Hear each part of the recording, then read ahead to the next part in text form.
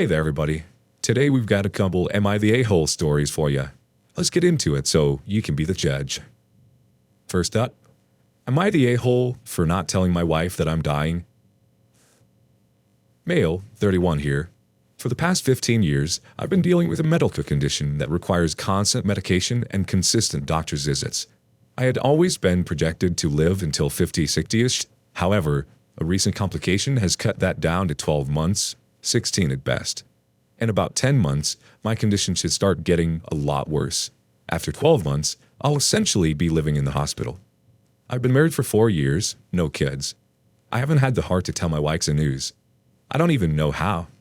We always knew I'd die younger than I wanted to, but we never expected it to be this soon.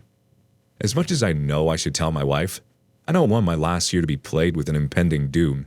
My wife and I had always talked about living abroad somewhere, maybe Australia, but we've never found the time or money to do so. I've been saving up to go to graduate school. However, I don't see much point in that now. So here's my idea. Take some of that money and take my wife to Australia for a few months and enjoy the time together. I have a job I can work remotely from anywhere, and she has a job that she can easily find work anywhere. We can work part-time and enjoy our time together. When we get back, or maybe towards the end of it, I will break the news to her. I just wouldn't want the trip to be ruined for us by constant reminders of me dying. I know my wife, and she's very emotional, to the point where I feel like she will be crying every day and not enjoying herself. I want this memory to be a good one for her, and not plagued by my time ticking down. Am I the a-hole for putting off telling her I'm dying? Note, I have life insurance that will take care of her, so I'm not too worried about spending this money now on this trip. And I plan on talking to her about a sperm bank just in case she decides she wants my kids in the future, as well as premise birthday cards and other things for her to have. Before we get into the update, I first want to share that I don't think you are the a-hole OP. My main suggestion is that you write her a letter, because if you choose not to tell her, which is a decision I am by no means qualified to help you make, and to try to enjoy your time together, lots of people here have made the point that she will be very shocked and hurt, and rest assured that if you choose not to tell her, she will be shocked and hurt. However, taking that into consideration, you have some options to address that. What if you wrote her a letter? Explain why you didn't tell her.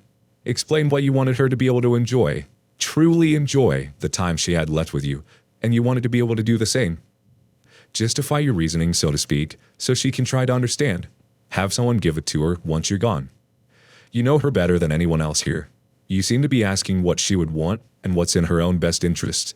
Would it be better for her to not know, or would she want to know? But do you have an opinion? Do you really want something one way or the other? Here's the update. Hey y'all, I wasn't sure if I was going to make this update, but things are getting gloomier, and I feel that I owe you guys the closure you deserve for all the help you gave me, as well as the multiple news stories. Although I didn't respond much, due to everything being so new and overwhelming, I want each of you to know that I read every single comment and message multiple times over the past year and a half. I did end up telling my wife soon after my post. She took it rough, as expected. It ruined me to see her that way, but I knew that I needed to tell her. She did enjoy reading through the original thread though, as many of you had heartwarming thoughts and messages. We took the time that we needed to ensure that she would be set up as best as possible. Following that, we went and spent the best 4 months of my life in Australia. The experience was amazing, and I couldn't have asked for a better dying wish.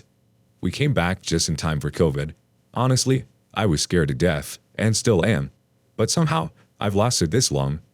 I've lost much of my strength, and hospice has come in to set up the house and ensure that I am comfortable enough to die.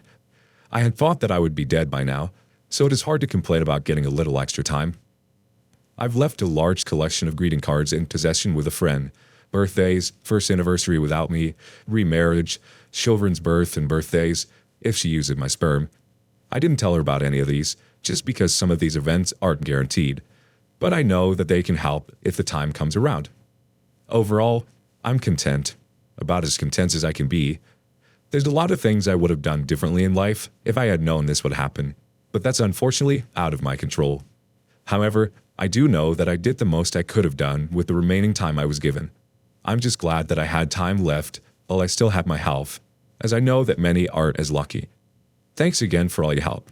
I'll answer any questions you guys have, so long as that isn't personally identifiable, which includes my medical information as my town paper was thoughtful enough to read an article about me. Just be patient, please. Even typing for long periods of time gets painful. I'm so sorry for this entire situation and everything you're going through. This is a very scary and sad situation, and I can't even begin to imagine how hard it must be for you. I think it was very courageous of you to tell her despite your original concerns. While it may be really hard to talk about it with your wife now, I do suggest you make her a video diary or write her letters so that she can look back and have a permanent memory of you when she is ready. Maybe start a video diary for her. Just short recordings, something to look back. I don't know, just a thought I had. I'm truly sorry for all you've gone and are going through. I'm glad you get to live the last moments of your life with the person you love. Next up, we're going to change mood a little bit and get a little crazy. Am I the a-hole for telling my wife her parents are not allowed to ever watch our son again? My wife and I have a 2-year-old son and have been married for 4 years. Our anniversary was a month ago, and we found a nice, secluded cabin on Airbnb and rented it out for a long weekend getaway. My wife asked her parents if they would be willing to watch our son, and they agreed as long as we dropped him off at their house. That worked for us since it was on our way anyway. I was raised Lutheran and my wife was raised Catholic, but neither of us currently go to church, and I have not had our son baptized. My mother-in-law knows this and hates it. She thinks our son needs to be baptized or he will burn in hell. She's that kind of Catholic. So we go on our trip, and when we pick up our son and ask how his weekend went, mother-in-law says everything went fine and that she has saved my son's soul from the devil. I ask her what she meant, and she says she had her son baptized that morning at her church. I tried my best to keep my cool so I didn't scream at mother-in-law in front of my son, but I pretty much grabbed my son and left. On the car ride home, I was fuming and told my wife as calmly as I could that this would be the last time her parents have our son unsupervised. She tried to downplay what her mom had done, but I told her we need to wait until we get home to talk about it because I'm not fighting in front of my kid. When we got home and had a chance to talk about it, things got heated. I told my wife I no longer trust her parents with our son, and that if they did something like this behind our backs, I can't trust them to respect our wishes as parents and the future. I said this is a huge breach of trust, and I will forever look at her mom differently. She continued to try to defend her mom, saying that she was only doing what she thought was best for her grandson. She even downplayed it by saying that it's just a little water and a few words, and we don't go to church anyway, so what does it matter? I told her that under no circumstances will I allow her parents to watch our son by themselves again. I said that we can still let them see their grandson, but only if we were present. I also said that if she doesn't see what the big deal is with the situation, then maybe we aren't on the same page as parents, and maybe we need to see a counselor. She started crying and said that this isn't the kind of decision I get to make on my own, and I'm an a-hole for trying to tell her what kind of relationship her parents can have with our son. I told her that I no longer have any trust or respect for her parents, and that I don't know if there's anything they can do to repair that.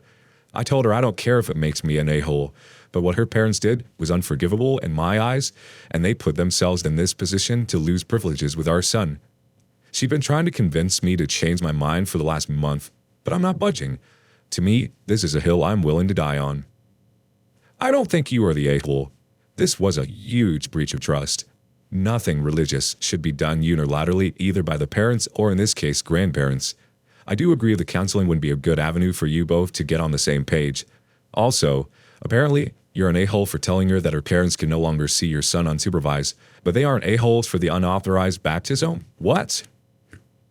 Okay, so let's see what the update looks like. First off, I want to thank everyone who sent me supportive messages and advice. I never expected my post to get so much attention. Since many of you requested an update, here we go. Turns out, some of you were right. My wife was in on it. I confronted her a couple days after I posted and directly asked her if she knew that her parents planned this. She broke down and confessed everything to me. Mother-in-law had been pestering her about baptizing our son nonstop, and my wife finally caved. My wife has been working from home during COVID while my job requires me to go into the office. My wife and mother-in-law started doing Zoom meetings with mother-in-law's priest to start the baptism process. They lied to the priest and told him that I was okay with baptizing our son, but didn't want to be involved. The priest allowed it, and they started doing online baptism classes while I was at work. My wife admitted that she'd planned it around our anniversary getaway, and that mother-in-law had somehow convinced the priest that her and father-in-law would be the only ones in attendance. My wife told me that I wasn't supposed to find out, but mother-in-law couldn't keep her mouth shut for even one day about it. Their intention was to keep this from me permanently. I did contact the church to let them know the truth. I talked with the priest, and he was surprisingly helpful. He said he would take the proper steps to make sure mother-in-law is no longer welcome in their church, and to reach out to the local parish to see what further steps need to be taken. I had yet to hear back from them on that.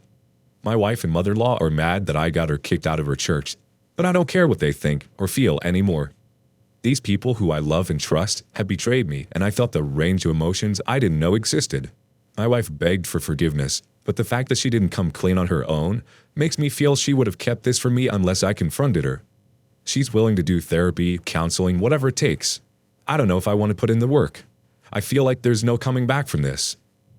I contacted a divorce lawyer and started discussing what a divorce would look like and if there's any way I can add provisions to a divorce agreement that would keep my in-laws from seeing my son unsupervised. He's been very helpful, but I have not given him the go-ahead to actually file for a divorce yet. I feel I'm still too angry about the entire thing to think rationally and want to give myself time to fully grasp what a divorce will mean for me and my family. My wife and I aren't talking much. I pretty much go to work, come home to play with my son, go to bed, and repeat. I don't know what the future is going to bring, but I do know that without the support and help from people here, I don't think I would have had the clarity I do now. I'm so sorry that your wife betrayed you. It's really inexcusable at this level of deception. I hope that in time, you heal and forgive for your son's sake, whether that be for good co-parenting or staying married. I don't know your wife's childhood circumstances, but they don't sound great with a mother like that. It could be possible that your wife is in a fog, fear, obligation, and guilt cycle with her mother or her parents. We're still responsible for our actions, but when in this cycle, it's hard not to choose to keep the peace or not to rock the boat. You're probably her safety net, and she chose to betray you so that she could appease her abuser, manipulator, whatever you want to call her. She probably figured if you never found out, no harm is done, and for a short while, that fog is gone until the next time. Again, inexcusable, but if any of this rings true, your wife needs help. It's so hard to break these cycles, and it won't be healthy for your son to be around it in any capacity, supervised or not. I can also be way off base and projecting, and if so, please ignore. Wishing you the best, and I hope you find happiness and peace, whatever your decision ends up being.